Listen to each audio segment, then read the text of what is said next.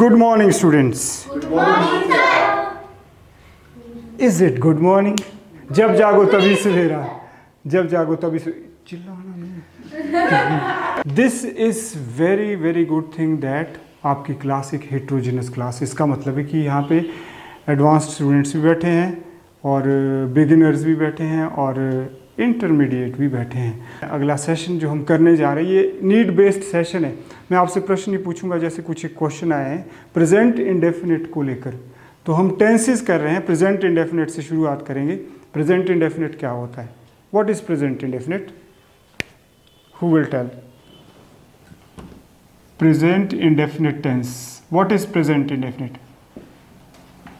Present indefinite is a tense that is used to express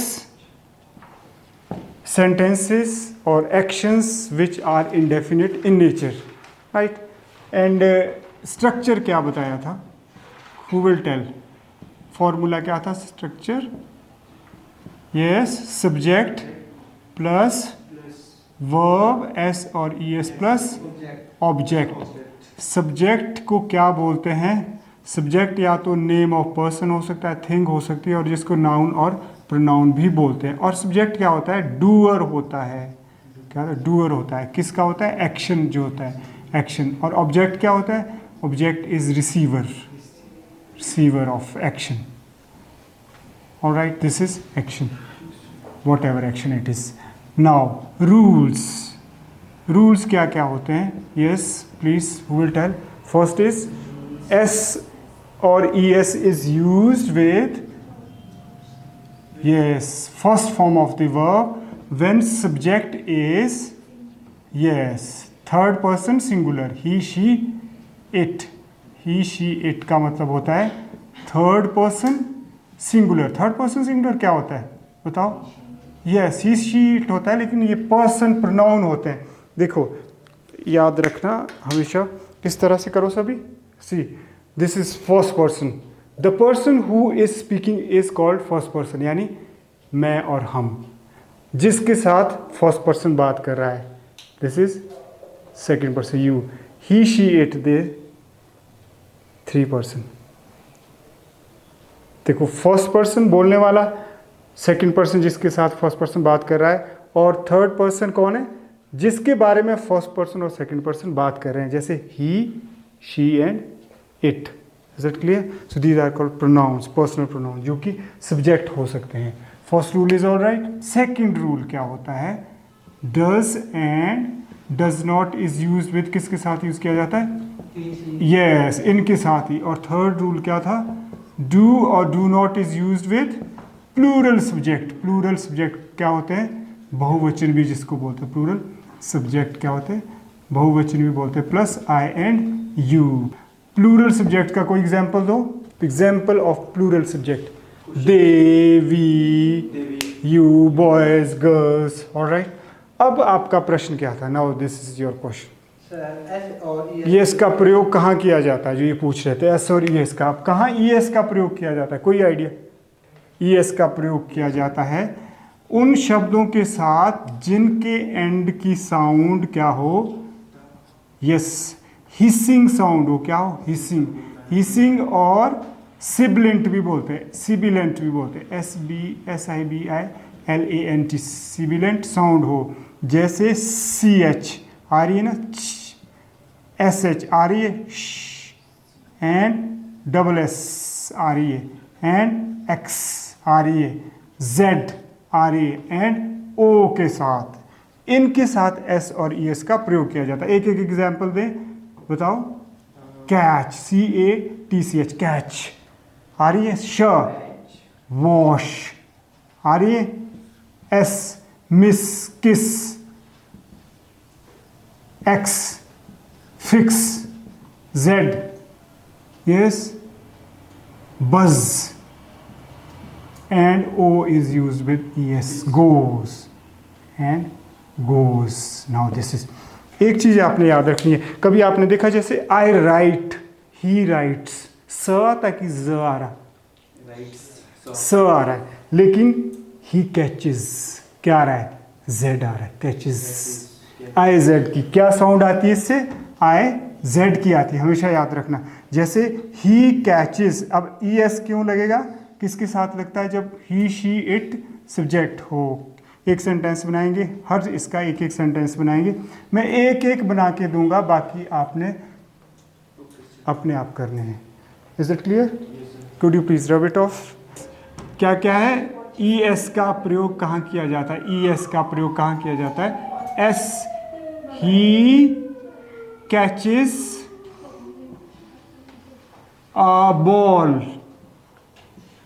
अब देखो E S की sound आई ना, E S sound क्या होती है, hissing sound, I Z hissing sound. Okay, so negative interrogative will you make your self.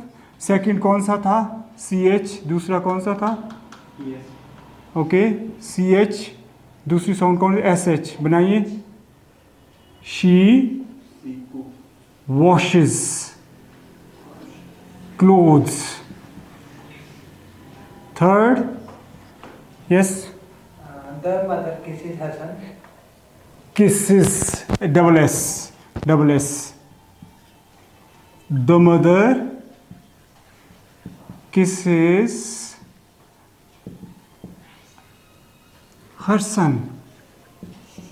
So now Z, X, makes an X. He fixes his phone himself. Fixes means repair phone himself. वो अपना cell phone खुद ही fix करता है। Next क्या था, yes Z. अ B बजेस, अ B बजेस क्या होता है, करना, B buzzes in the garden. So these are the sentences you have to make yourself negative interrogative and question word. And last one was oh, that was he goes to, क्या था, whatever, he goes to college, he goes to school, he goes to school. Yes. Now Priyansh, you will tell me, make one sentence. How will you make negative interrogative, negative of this, he goes to school? He does not go to school. Yes, he does not go to school. Yeah. Shall I rub it off? Yes. That is it. So your first doubt is clear? Yes. What was the second doubt? Sir, the usage of the present indefinite. Usage का मतलब क्या होता है कि present indefinite tense कहाँ use किया जाता है, कहाँ यूज़ किया जाता है, यस आप बताएं। निश्चित रूप से बात की जाती है। नहीं, यूसेज का मतलब होता है कि इसको यूज़ कहाँ करना है। सबसे पहले यूज़ करते हैं हैबिचुअल एक्शन के लिए, हैबिचुअल एक्शंस के लिए। जैसे बताइए हैबिचुअल एक्शंस का बताइए। ही वॉक्स हिज डॉग डेली, क्या मतलब हुआ इसका, वॉक्स होता है कॉजेटिव वर्ब है, लिखो ही वॉक्स हिज डॉग डेली। सिंपल लिखना क्या, ही वॉक्स हिज डॉग डेली, वह अपने कुत्ते को हर रोज घुमाता है। अब देखो वॉक तो घूमना होता है ना, लाइक आई वॉक, मैं घूमता हूँ। तो इसका देखो यूज क्या किया गया, कॉजेटिव वर्ब बोलते हैं इसको, क्या बोलते हैं, कॉजेटिव वर्ब बोलते हैं। ये अलग से है, यानी कॉजेटिव वर्ब, यानी इसको it he is making his dog walk, causative verb बोलते हैं। तो इसका नेगेटिव इंटेरोगेटिव बनाना है। दूसरा सेंटेंस हैबिचुअल एक्शन में लिखो, my mother wakes me up daily, my mother wakes me up daily. बताइए इसका क्या मतलब होगा, who will tell the meaning of this sentence, my mother wakes me up daily. उठाती है मतलब कॉजेटिव हो गया। जैसे एक होता है ना, I wake up every day, I wake up early in the morning, दूसरा है वेक अप डेली। इसका नेगेटिव इंटेरोगेटिव बनाना। Alright, this is first usage of present indefinite. Shall I rub it of? आपने लिख लिया, बताओ, गुड, शाबाश। And second usage क्या होता है, यूनिवर्सल ट्रूथ। लिखो यूनिवर्सल ट्रूथ, लिखिए universal truth. Write down universal truth. It is used to express universal truth. And example cite karo. Yes, Srishti. The sun rises in the east. Write down. Yes, universal truth. The sun rises in the east. Okay. And third is scheduled event. Write down scheduled events. जैसे my school reopens on May 28, 2025. Scheduled event होते हैं जो planned event है future के, जैसे my school reopens on when 28 May 2025. Alright, this is present. Fourth usage is newspaper headlines. Newspaper, write down. Newspaper headlines. और आपने क्या करना है, जब भी आप सेंटेंस बनाओगे आपने रियल लाइफ सिचुएशन से ही बनाने हैं। जैसे अभी हम क्या दे सकते हैं, जैसे क्लाइमेट चेंज हो रहा है, flash floods strike Himachal Pradesh. अब आप देखो ये क्या मीनिंग बोलना चाह रहा है। न्यूज़पेपर में लिखा तो प्रेजेंट इंडेफिनिट में, flash flood strike present indefinite है, लेकिन सेंस क्या है कि फ्लैश फ्लड आई है हिमाचल प्रदेश में। Is that clear? मैं एक एक एग्जाम्पल बता रहा हूँ, आपने और एग्जाम्पल बताना। The last is very very important, conditional sentences सभी लिखेंगे।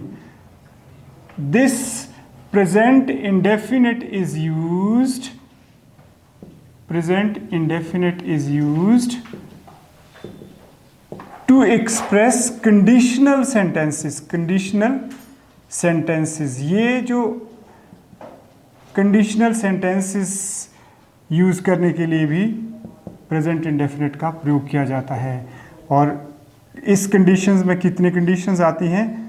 ज़ीरो condition, नंबर 1 लिखो, zero conditional sentences, conditional sentences, number 2 लिखो first conditional sentences, first conditional sentences, write down, and second conditional sentences, second conditional लिखो, and third conditional sentences, very very important। ये competitive examination point of view से बहुत ही important sentences है। क्योंकि जो आप error करोगे ना, कम्पिटिटिव एग्जाम्स में आपको एरर आते हैं, तो अगर आपने सही ढंग से करने तो ये चीज़ें आपको आनी चाहिए। Second conditional sentences.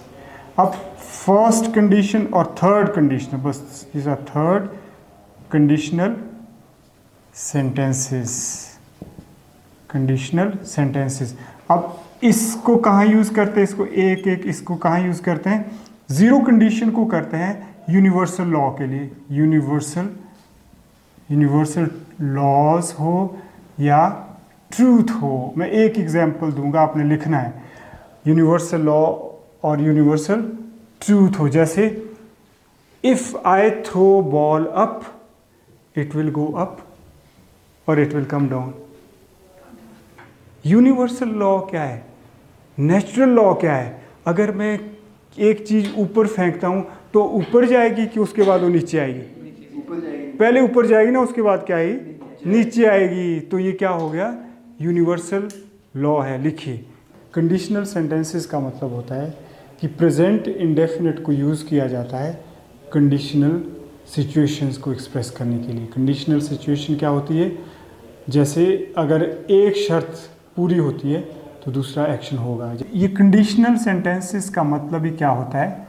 Conditional sentences का मतलब होता है कि ये दो सेंटेंसेस होते हैं। प्रेजेंट इंडेफिनिट में ये यूज़ किए जाते हैं। प्रेजेंट इंडेफिनिट में दो सेंटेंसेस इनमें होते हैं।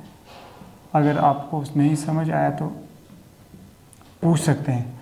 दो सेंटेंसेस होते हैं इसमें और फार्मूलाज लगता है। जैसे ज़ीरो कंडीशन में क्या फार्मूला लगा था? जीरो कंडीशनल सेंटेंसेस में क्या फॉर्मूला लगा था?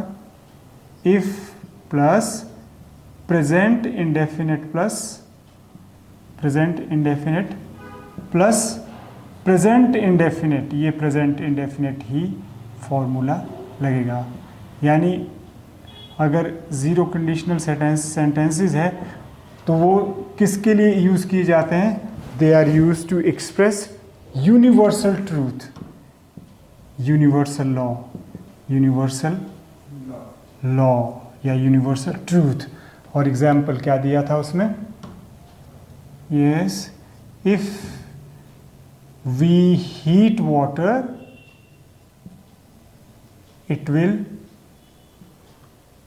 will आएगा कि it प्रेजेंट इंडेफिनिट ना, it boils। एंट्रेंस में अगर आपको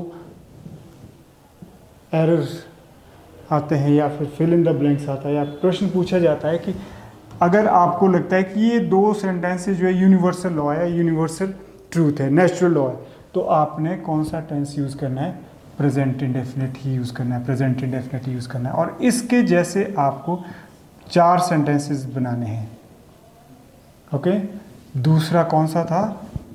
first conditional sentence, first conditional sentence. और इसमें कौन से सेंटेंसेस आते हैं और कहाँ यूज़ किया जाता है? ये किया जाता है यूनिवर्सल ट्रूथ के लिए, यूनिवर्सल लॉ के लिए। ये किसके लिए किया जाता है? लाइकली सिचुएशन को एक्सप्रेस करने के लिए, लाइकली सिचुएशन या एक्शन को एक्सप्रेस करने के लिए, सिचुएशन या एक्शन को एक्सप्रेस करने के लिए। जैसे, और फॉर्मूला क्या बताया था इसका? Yes, yes, if plus present indefinite हो गया एंड फ्यूचर इंडेफिनिट क्या हो गया? Future indefinite. और एग्जाम्पल क्या दिया था इसका? यस, इफ कुछ भी दे सकते हैं आप। If yes, if he comes we will go to the cinema। Yes, we will play chess, we will play chess. कुछ और भी बना सकते, वी प्ले चेस। अब देखो, आप इसको ध्यान से समझो। If first condition is met तो क्या होगा? The result is likely that we will play chess. तो इसको लाइकली सिचुएशन का पता चला कि संभावित स्थिति है कि अगर ये कंडीशन मिल गई तो ऐसा होगा, अगर ये कंडीशन मिल गई तो ऐसा ज़रूर होगा, ये पक्का है, ये यूनिवर्सल लॉ है, ये पक्का है, ये लाइकली सिचुएशन के केस में है। और थर्ड क्या है? थर्ड को कौन सा बोला था? Yes, unlikely action. Third is unlikely second conditional, second conditional. शाबाश। सेकंड कंडीशनल सेंटेंसेस में क्या था? इफ। हाँ, और यूज़ कहाँ करते हैं? जैसे हमने इसको यहाँ यूज़ किया, यहाँ यूज़ किया। किस सेंस में यूज़ करते हैं? अनलाइकली सिचुएशन को बोलने के लिए। अनलाइकली सिचुएशन, अनलाइकली सिचुएशन का मतलब होता है जो संभावनाएं जिनकी कम हो, अनलाइकली सिचुएशन के लिए। और फॉर्मूला क्या था उसका? हाँ जी, इफ प्लस शाबाश, past indefinite. Yes, past indefinite तो एक साइड हो गया, दूसरी तरफ कौन सा हो गया? सब्जेक्ट प्लस वुड यूज होगा, वुड यूज होगा यहाँ पे फर्स्ट फॉर्म के साथ। अब देखो, आप इसको यूज करो। और एग्जाम्पल क्या दिया था? I stood first. हाँ, I would throw a party. Yes, if I stood first, इसका मतलब है अनलाइकली सिचुएशन है। क्या है? अनलाइकली सिचुएशन है। If I stood first, if I stood first I would throw party. इसका मतलब है कि पार्टी, इसका मतलब क्या है? इसका मतलब है कि कम संभावना है। अनलाइकली सिचुएशन मतलब कम संभावना है। और चौथी जो कंडीशन थी वो क्या थी? वो थी फोर्थ कंडीशनल। कौन सा था?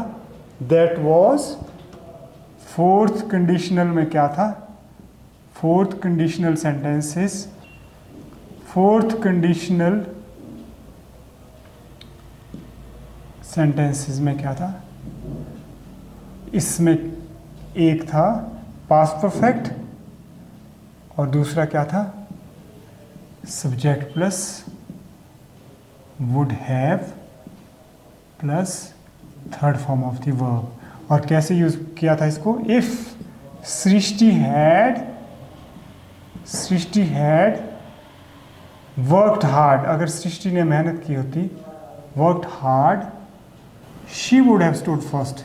जरूरी नहीं कि जो कोई इंटेलिजेंट हो फर्स्ट ही आ जाए, ये तो हमने यहाँ समझाया कि if Srishti had worked hard she would have stood first, she would have stood first in the class.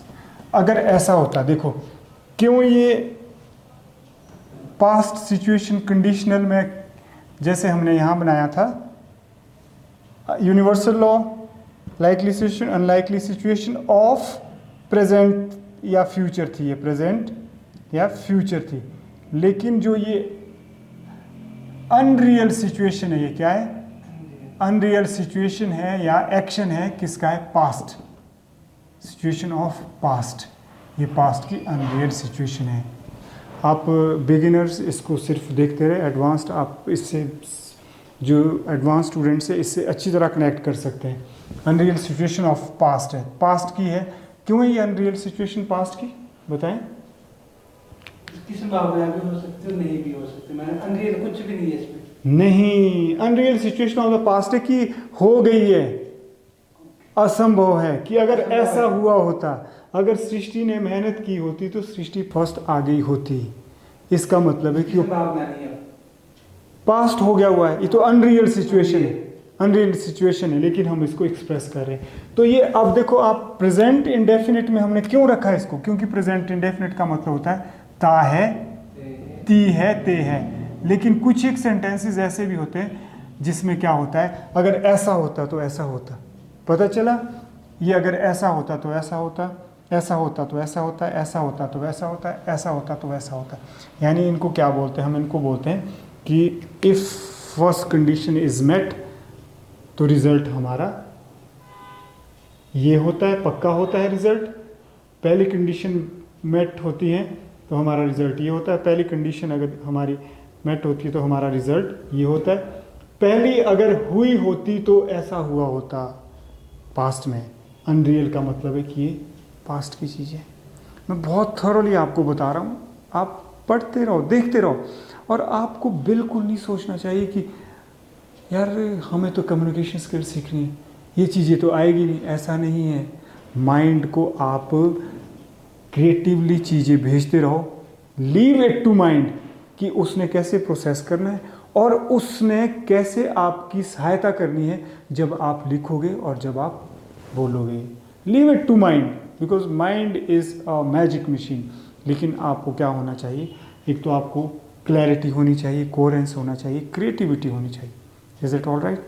अब मैंने आपको दूसरी बार समझा दिया, होप कि आपको अब समझ आ गया होगा। इसके बावजूद भी अगर आपके डाउट्स है तो आप क्लियर कर सकते हैं। Zero conditional sentences, first conditional sentences, second conditional sentences और फोर्थ कंडीशनल सेंटेंसेस। और ये किसके? प्रेजेंट इंडेफिनिट के। क्यों है ये प्रेजेंट इंडेफिनिट के? क्योंकि इसमें ऐसा हुआ होता तो ऐसा हुआ होता, ऐसा हुआ होता तो ऐसा हुआ होता। आपको कई बार ऐसा लगता है कि सर इस तरीके से क्यों पढ़ा रहे हैं, ऐसा लगता है कई बार कि थॉरोली क्यों पढ़ा रहे हैं। बिगिनर्स को तो लगता होगा या एडवांस को लगता है कि सर कुछ ज़्यादा ही क्रिएटिविटी ला रहे हैं। इसका मतलब क्या है? इसका मतलब है कि मैं आपको जो ये कम्युनिकेशन स्किल सिखा रहा हूँ, ये ना सिर्फ कम्युनिकेशन स्किल के लिए ही सिखा रहा हूँ, ये एग्जामिनेशन पॉइंट ऑफ व्यू से भी सिखा रहा हूँ, ये स्पीकिंग पॉइंट ऑफ व्यू से भी सिखा रहा हूँ, ये राइटिंग पॉइंट ऑफ व्यू से भी सिखा रहा हूँ। This is holistic approach towards learning language, towards learning communication skill. और अभी अगर ध्यान से देखोगे तो जब आप किसी एंट्रेंस की तैयारी करोगे आपको बिल्कुल दिक्कत नहीं आएगी। जब वहाँ पे एरर फाइंडिंग आएंगे आप यूँ करोगे, फटाफट करोगे। एक चीज़। और दूसरी चीज़, इसका मकसद ये है कि मैं चाहता हूँ कि आप ना स्वयं को खोजो, यार मैं किस चीज़ के लिए बनाऊँ, मेरे में क्या ऐसी चीज़ है कि मैं 2 मिनट बैठ नहीं सकता हूँ। I have to realise my self, I have to realise my self. जैसे आप बड़े हो जाओगे ना, हम अक्सर बोलते हैं कि भागने दो जिन्हें भोग के पीछे भागना है, त्यागने दो जिन्हें भोग को त्यागना है, और करने दो जिन्हें करना है योग। हमें तो जागना है और जगाना है आत्मबोध। तो आत्मबोध का मतलब है, थैंक यू वेरी मच। आत्मबोध का मतलब होता है कि रियलाइजिंग सेल्फ। अभी हंसती रहती झेली जैसी है ना, बड़े हो कैसी हंसेगी तो क्या बोलेंगे, क्या होगा, पेरेंट्स रोएंगे, यार इतनी पढ़ाई इतनी अच्छी, मजाक करेंगे, लड़के देखने वाले आएंगे, वहाँ भी चाय लेके जाएगी और हंसेगी, है नहीं, वहाँ भी उसको सीरियस नहीं होगी। अब इसको यही पता नहीं कि कब हंसना है, कब रोना है, कैसे सोना है, और ये he is doing like this, ये ऐसे करके। तो अपने भीतर नहीं अभी है, ठीक है आप बच्चे हैं, अभी फ़र्क भी इतना नहीं पड़ता, होनी भी चाहिए मस्तियाँ होनी चाहिए। लेकिन ये भी सही है कि बेटा जी जो अपने आत्मबोध के, जो अपने ज्ञान के बीज अभी बोए जाएंगे, अगर आप अभी नहीं सीखोगे इस तरह से तो बाद में क्या होगा, रट्टा मारोगे और कुछ भी नहीं होगा। So this is your time. I want that you should become very good person, good citizen. आप में सिविक सेंस होनी चाहिए, और जब आप बड़े बनो तो कोई आपको ना ठगे, कहीं ऑनलाइन ठगी का शिकार बन जाओ, कहीं नशे की चपेट में आ जाओ, कहीं किसी गिरोह की चपेट में आ जाओ। आप इतने अच्छे बनो। इसीलिए यही कारण है कि मैं आपको कम्युनिकेशन स्किल सिखाता हूँ इस तरीके से। यही कारण है कि मैं आपको कम्युनिकेशन स्किल इतना थॉरली सिखा रहा हूँ और 10 से सिखा रहा हूँ। ठीक है जी, दैट्स इट।